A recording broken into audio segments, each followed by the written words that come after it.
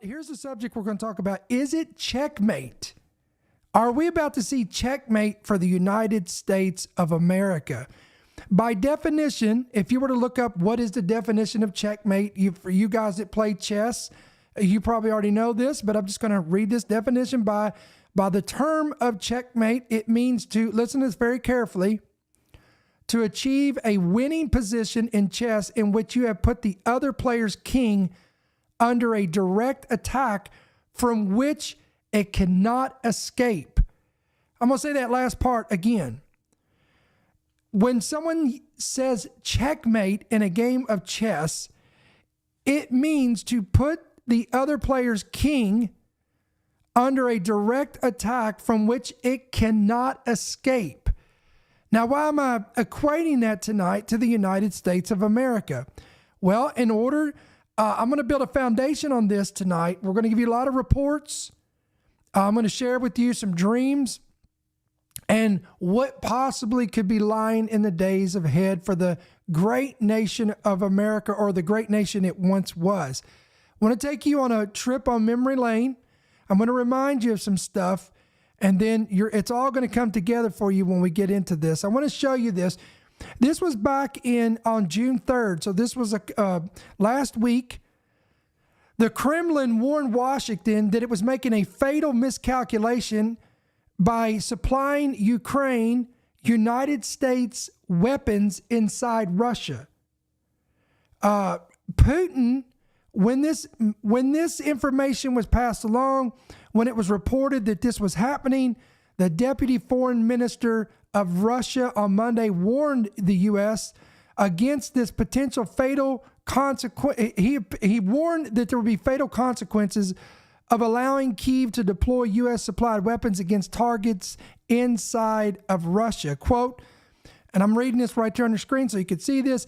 I would like to warn American leaders against miscalculations that could have, quote, fatal consequences. We'll talk about that more in this program. For some unknown reason, they underestimate the seriousness of the rebuff they may receive. Again, this comes on the heels of Secretary of State Anthony Blinken stating that the White House had approved a Ukrainian request to deploy U.S. supplied weapons against targets in some Russian territory. Again, Russia, along with Putin and other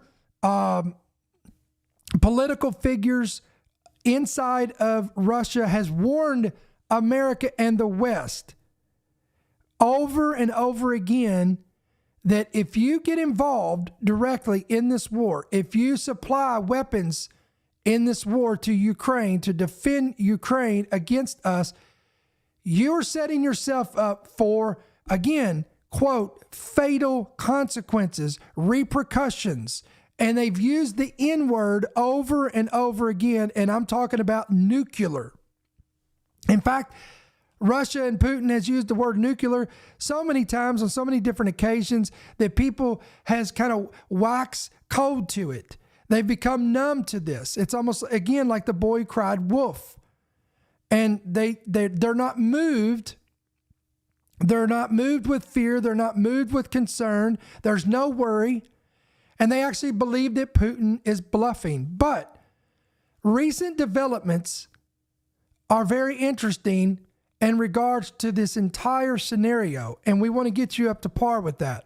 The big news making international headlines: a nuclear-powered Russian submarine and 3 Russian ships arrived in Cuba today.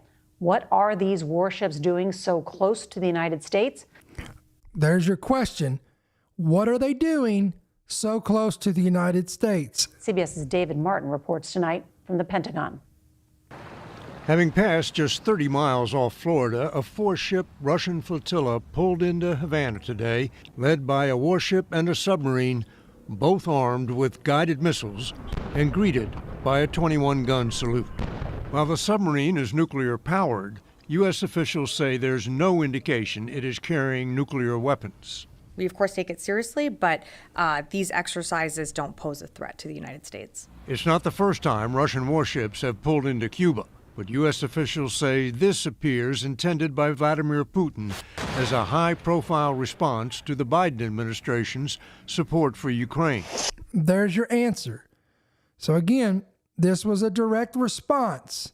And there's an article out there that stated that this was Russia's indication to America that you are not untouchable and that we can touch you.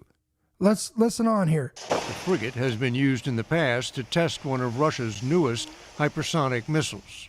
We're always constantly going to monitor any foreign vessels operating near U.S. territorial waters. 2 American destroyers plus 2 ships specially equipped with sonar for tracking the submarine, along with Navy patrol planes, even sail drones, shadowed the Russian flotilla as it made its way across the Atlantic into the Caribbean.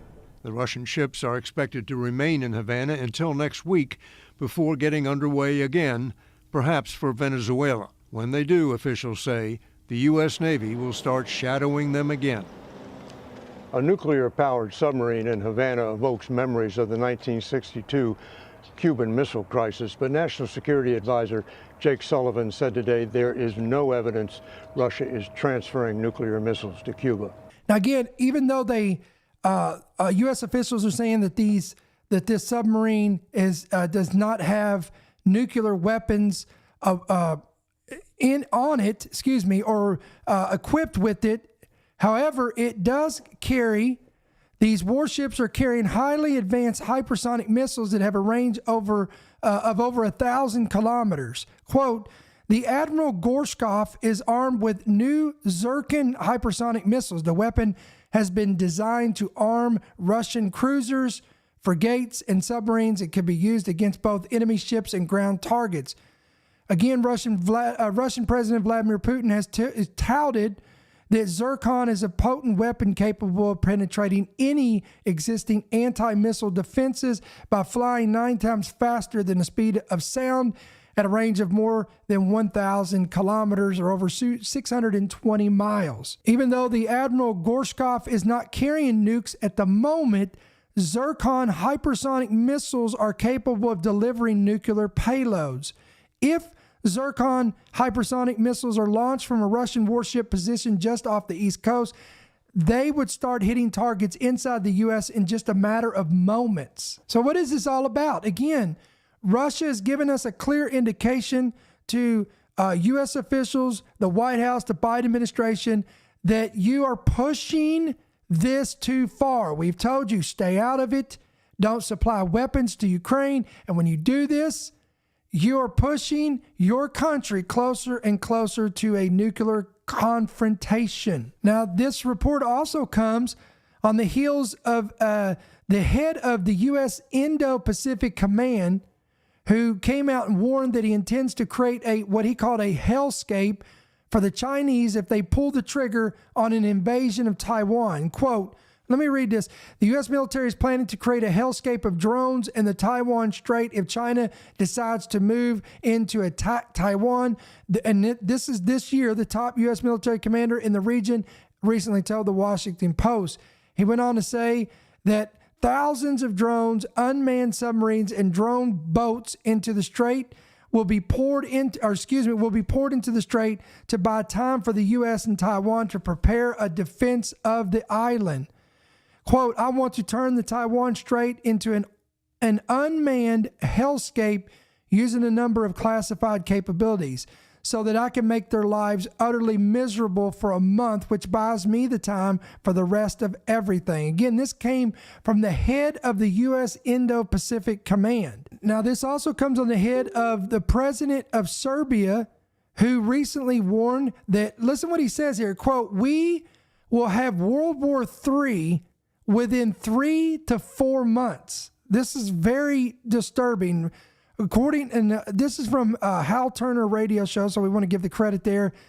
Again, the president of Serbia made this statement. He gave a television interview, that was mentioned recently on the Hal Turner's radio show, wherein which he plainly stated that, quote, we will have world war within 3 to 4 months, even maybe sooner. He went on to say his people are being told to check their flour, their sugar, and their food supplies and prepare. Now, remember, he's not the only one making these statements, guys. Remember, there was also people in the United Kingdom making this statement. And other nations have also been telling their country to prepare. He outlines very clearly what is at stake for the collective West as it relates to the ongoing Ukraine-Russia conflict, and how if the West loses, it falls apart politically and loses respect of the entire world. But if Russia loses, their country will no longer exist as it is shaped today. And then there was, I'm going to refresh your memory. We reported on this last year. If you guys are new to the program, you may not have remembered this, but we did discuss this and we talked about this. I want to read this article, and as you can see the date here, if you're watching the visual of this, if you're listening by Apple or by Spotify, this was reported on June 14th. So it's almost a year to the date, almost nearly a year ago to this day, 2023. I want to read this. One nuclear-armed Poseidon torpedo could decimate a coastal city, and Russia wants 30 of them. All right, I want to read a little bit of this. Imagine finding yourself on a serene seashore only to realize that a catastrophic tsunami is imminent. However, this is no ordinary tsunami. This is one that is radioactive. In January of last year, the Russian news agency TASS reported that Russia had produced the first set of nuclear-powered, very long-range, nuclear-armed torpedoes known as Poseidon. Strategic experts are warning that the Poseidon torpedo would have, listen to this, the potential to devastate a coastal city, Florida, cause radioactive floods, and result in millions of deaths. I want to say that again. Come on, this is serious stuff, guys. Russia has in its possession these Poseidon long-range nuclear-armed torpedoes capable of producing radioactive tsunamis. In fact, this report says over the past few years, tabloid news outlets have painted a hauntingly vivid picture of a towering 1,000-foot tall radioactive tsunami violently crashing into British shores, pulverizing everything in its path and transforming whole cities into barren, lifeless lands. In ancient Greek mythology, Poseidon was revered as the god of the oceans, protector of sailors and those who worked or traveled at sea. In the current context, Poseidon takes on a different meaning with a destructive weapon capable of causing catastrophic events. This Poseidon that Russia possesses was first revealed by the Russian Navy back in 2015 and was reportedly tested for the first time in November of 2016. Some of y'all remember this. The torpedo, a nuclear-powered underwater drone equipped with nuclear weapons, is designed to be launched from submarines. Are you hearing me? The first Poseidon is expected to be deployed by 2027. However, there is buzz that this new weapon is posed to shake the landscape of modern warfare, and this may owe less to its borrowed name than to some unmatched features, at least on paper. Let me give you a little bit of some technical stuff here. This thing is powered by a compact nuclear reactor. It is believed that Poseidon could travel at an unprecedented speed of about 185 kilometers per hour. It can have a range of approximately 10,000 kilometers and operate at depths of up to 1,000 meters. It is designed to evade detection by acoustic tracking devices and other traps.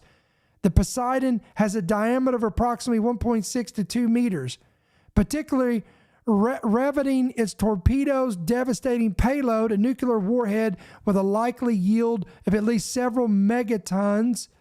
For comparison, Russia's Tsar Bomba, the most powerful nuclear weapon ever tested, had an estimated blast yield of about 50 megatons.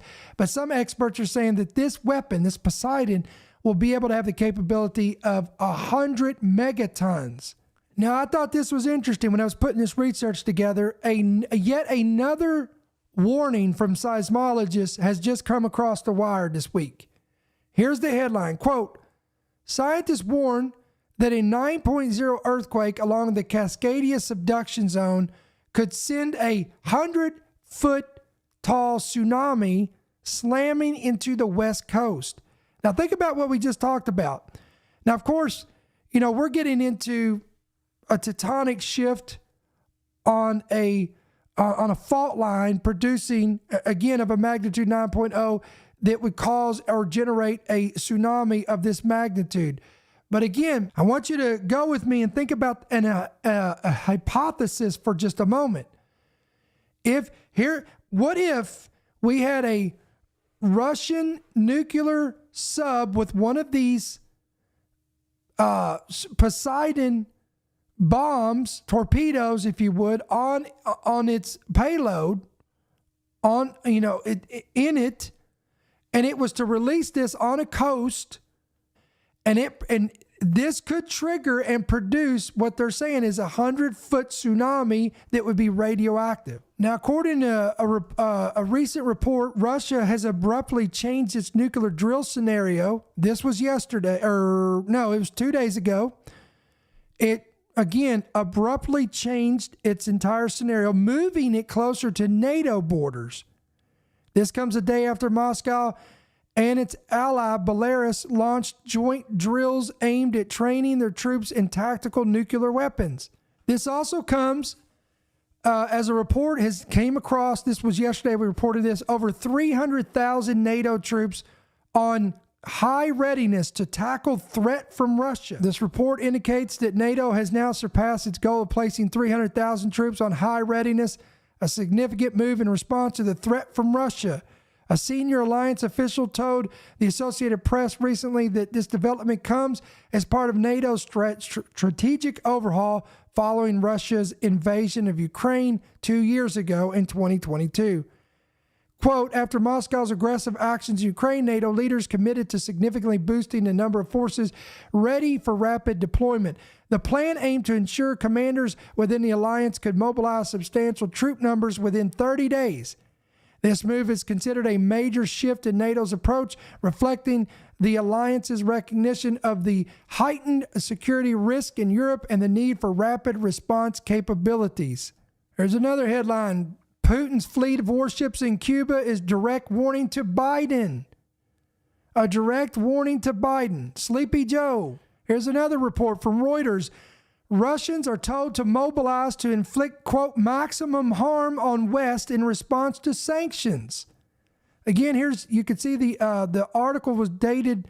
This was posted yesterday. So this is only 24 hours old. And I'm going to read a little bit of this. One of Russia's top security officials called on Thursday for Russians to mobilize to inflict maximum harm on Western societies and infrastructure as payback, look at this, as payback for increasingly tough sanctions being imposed on Moscow by the U.S. and its allies. What does this even mean? What does maximum harm mean? It says, again, I quote, on Western societies and its infrastructure. Wait a minute, stop. Remember how the Department of Homeland Security, the FBI, the CIA, all these agencies have been warning us about attacks and vulnerabilities to our infrastructure, our water supply, our grid, our power grid system, all this stuff. And here you are, again, and here is a report that is stating that top Russian officials are calling on Russians to mobilize to cause maximum harm to Western societies and their infrastructure. I want to read this to you. Quote, we need to respond, not only the authorities, the state, but all our people in general. This, to me, this sounds like a war. This sounds like a declaration of war, does it not? After all, the U.S. and its crappy allies have declared a war on us with rules. And by the way, we pointed this out last night on the Big Picture program when we was on there with Larry Ragland. For the first time in history, guys, Russia has declared the United States as an enemy of the state. Every day we should try to do maximum harm to those countries that have imposed the restrictions. Now, I want to pull this up so you can see this. I'm going to highlight this to you. Please, guys, share this with your friends, your family, your coworkers, your neighbors. Get the word out there. Show them that we are in trying times. We're going to pray at the end of this program. Here it is. This was the call by Russian authorities. Harm their economies, their institutions, and their rulers, harm the well-being of their citizens and their confidence in the future. And speaking of harming the U.S. economy, I don't know if you guys saw this, but this is breaking news as well. Saudi Arabia has recently exited its U.S. petrodollar deal. Let's look. What is this all about?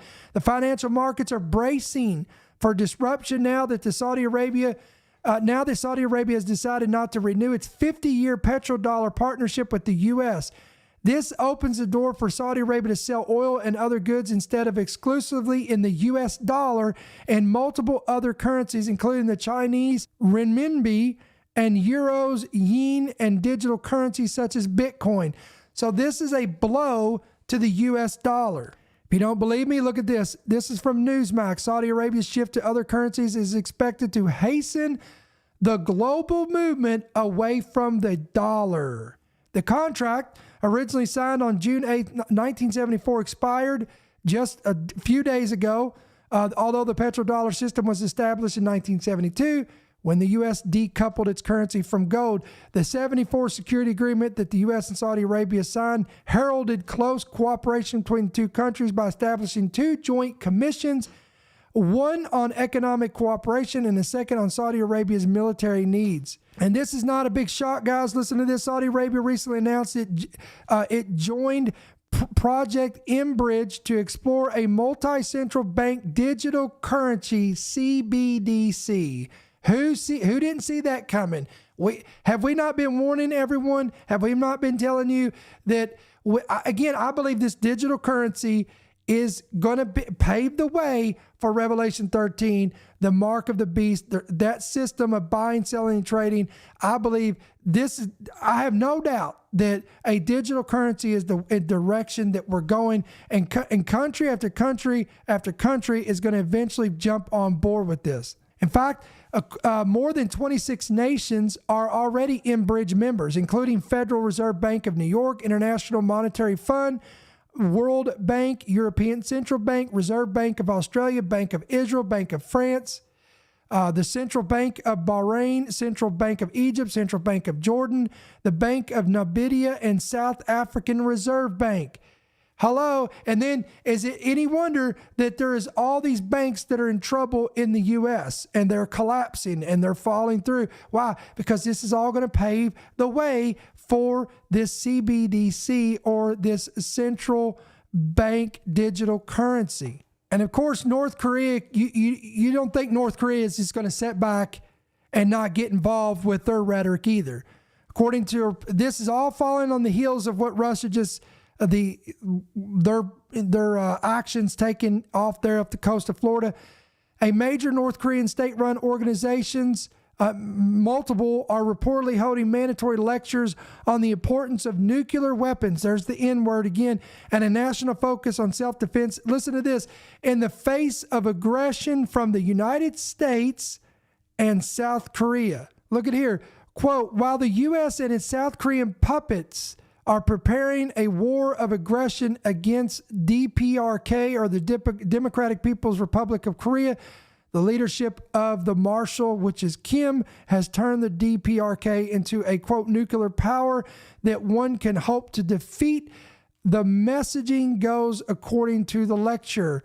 The Democratic People's Republic of Korea is North Korea's official name. So again, so North Korea is involved with threatening. China is involved with threatening. Russia is involved with threatening. Iran is involved in threatening.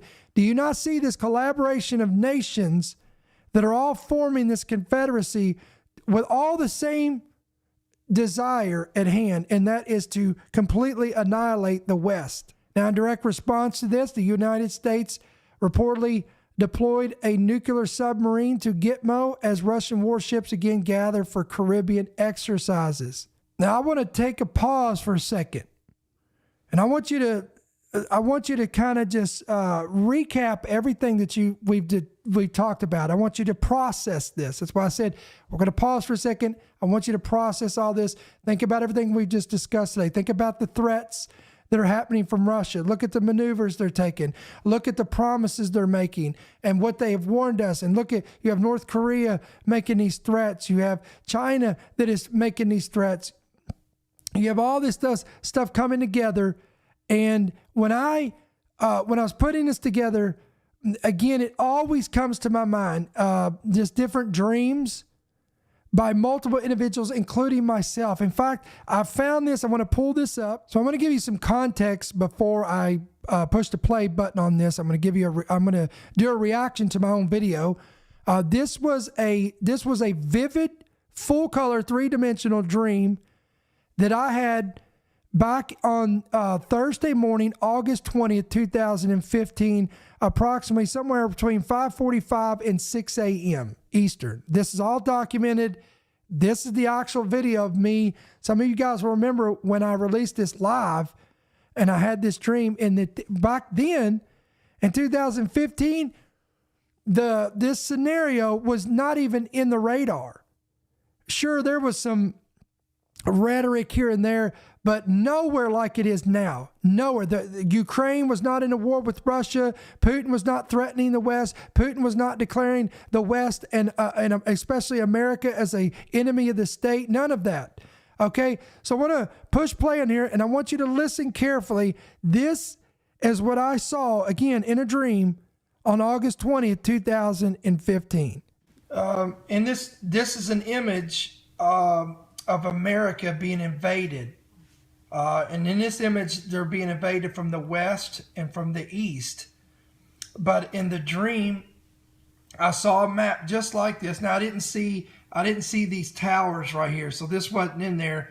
But I saw from the west, from the east, and from the north. There was nothing coming from the south. Okay, in this dream, I heard the newscast. The news broadcaster said, "Ladies and gentlemen, we are witnessing extraordinary events that are taking place in America. It is apparent that we are being invaded." And I heard this in my dream. And he said, if there was ever a time to pray, it would be now. That's all I heard in this dream. Now, here's where it gets crazy. Ready? Again, I saw there was an invasion coming from the west, from the east, and it was coming from the north. And it was, and I want to say this is where it became detailed. It was air and sea. Again, let me say that again. It was air and sea. I saw bombers and warships, submarines. Again, warships, submarines, and bombers. It was coming from in these. And again, it was on the news. We were sitting here watching this on the news, and you could see them coming in from the west. They were coming in from the east, and they were coming in from the north. There was nothing coming in from the south. Now, guys, here's where it gets chilling. Again, this is, I'm not going to add, I don't want to add anything to this, but what I saw this is where it gets a little chilling. Again, when I saw again, it was from sea and air. I saw bombers, submarines, and warships that were coming in. And for whatever reason, when I saw these different types of military vehicles and so on and so forth, when they were like zoomed in, it was amplified to me. And this is what I saw. I saw the colors on the nation that was invading us. I was permitted to see the colors, and this is what I saw, guys. That is the colors, and everybody knows what that is. That was very bold. It was bright, and I saw this color. This is the color of Russia's flag, and I saw this when it was coming from the west, the east, and from the north. All right, so again, that was a dream that I had nearly 10 years ago, and I remember it. Just listening to that again and watching that again, it just gave me chills because I was living in Cleveland, Tennessee at that time when I had that, and I remember it. I woke up out of that dream, and man, you don't need a cup of coffee to wake you up when you have a dream like that. And I remember, and every time when something like when we get closer and closer to this, the actual fulfillment of this, it gives me more and more chills just knowing about this. And again, and I'm aware, guys, that there's other men of God who's had visions and warnings. One of them is Henry Groover. He had a vision of the Russians attacking the United States. Let me read this. This was in December 14th, 1985 is when he had this. Quote, I was in Wales on December the 14th, 1985. I went up on the top of Eagle Tower in the Caernarvon Castle. I don't know how you pronounce that. It had 8 points on it. Each of the points on it were eroded eagles. This castle was built in the 12th century. He went on and says, I was overlooking the Irish Sea towards the North Sea, Norway, Sweden, Denmark, the tip of Scotland, Greenland, Iceland, and that area. All of a sudden, I was up above the earth, looking down upon the earth like a globe. As I looked down on the earth, I saw all these massive amount of all kinds of ships and airplanes. That's what stunned me too, guys, because honestly, I didn't even know about this man's vision until after I had my dream. And people was like, have you heard Henry Groover's vision? Have you heard it? Have you heard it? I said, no, I've not. What is it? And they led me to this. And I was stunned when he saw ships and airplanes, sea and air, the invasion. I'm going to read on. They were coming from up above Norway out of this inlet. They headed down between the U.S. and Europe. They literally covered the whole Atlantic. Then I wanted to see what was happening to the U.S. I looked over on the globe at the U.S. I saw coming out of the U.S. these radio communication towers. I saw, and by the way, the visual I brought up a while ago, guys, that was, I got that from his dream, his vision. His vision, yeah, not a dream. I saw the jagged lines like they draw to show the communications are coming out. All of a sudden, as I was looking down on them, they began to sprinkle down on the earth like dust. I thought, oh no, they're not getting through. They're not getting through. They don't know what's happening. They're totally oblivious. That's frightening in itself, guys, because if an EMP was launched, it would knock out all communications and they would have the capability to come in by stealth. Have you ever heard of Red Dawn? This is a Red Dawn scenario. Then I began to see all these submarines emerging from under the surface. I was surprised at how close they were to our borders. Hello, they were in our territorial waters. Then I saw the missiles come out of them. Could it be Poseidon missiles? Could Henry Groover have seen that? They hit eastern coastal cities. Remember, Poseidon missiles have the capability to hit coastlands of the West and cause, again, radioactive tsunamis. But Groover said I saw them hit eastern coastal cities in the U.S. I looked over across the country where my family was over in the northwest side, and I saw the submarines. I saw the missiles coming out and hitting the western coastal cities. I cried out and said, oh God, when will this be? And what shall be the sign of its coming? And I heard an audible voice speak to me and say, listen to this. Quote, when Russia opens her doors and lets the masses go, the free world will occupy themselves with transporting, housing, and feeding and caring for the masses and will let down their weapons and cry peace and safety. Then sudden destruction will come. Then is when it will come. I'm going to say that again. Notice he equates peace and safety and sudden destruction.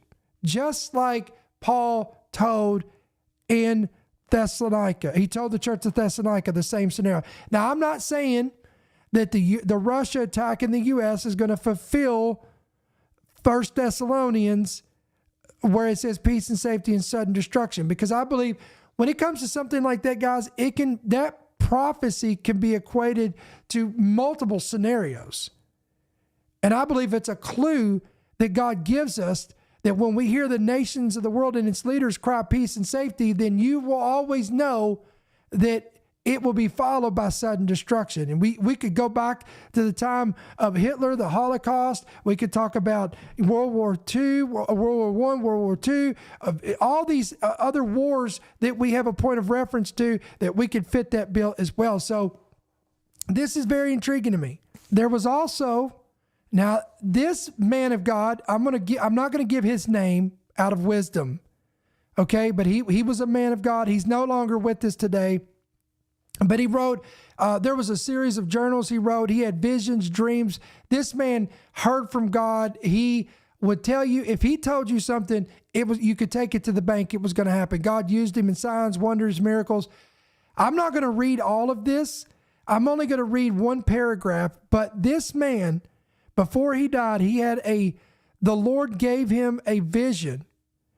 And this man, the Lord spoke to him to write this down. And I want to read this to you, just one little paragraph, and that's all I'm going to say. Russia will strike a major American city with nuclear attacks without warning. They will have a naval fleet that is hiding near Bermuda and Haiti. They also will be 25 miles of the Baltimore Chesapeake Bay area. They will go undetected because of heavy sea traffic. There will also be one sub about 2 miles off the Boston area and one off the Florida coast.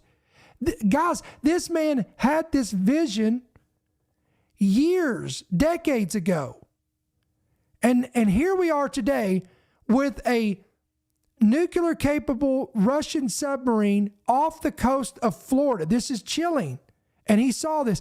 They will perfect a system that they believe will enable themselves to go undetected by American forces. Hello, Poseidon technology. That's what we're talking about. Now, I'm not going to read the rest of this, but that's enough to come on, that's enough to wake you up. That's enough to get the intercessors on their knees and praying and interceding for our country. Friends, we are heading into and we're in very dangerous times. And this is why I've called, this is why I wanted to do this update today. And this is why I'm calling on every intercessor and every prayer warrior to begin to really, truly pray for our nation, our country, because I'm telling you, friends, if God does not intervene, if things do not change the direction, the course that we're going, I'm telling you, there is troubling times ahead and we could be in deep trouble. William Branham, he had 7 visions of the Lord. 5 of the 7 has all been fulfilled. There's only 2 more left to be fulfilled. One is there will be a woman in a position of leadership over America before the coming of the Lord. And the 7th vision was as far as he could see across America, it was left in ruins. And in his own commentary, Branham said that he believed he was seeing the results of a nuclear holocaust that struck America by the Russians.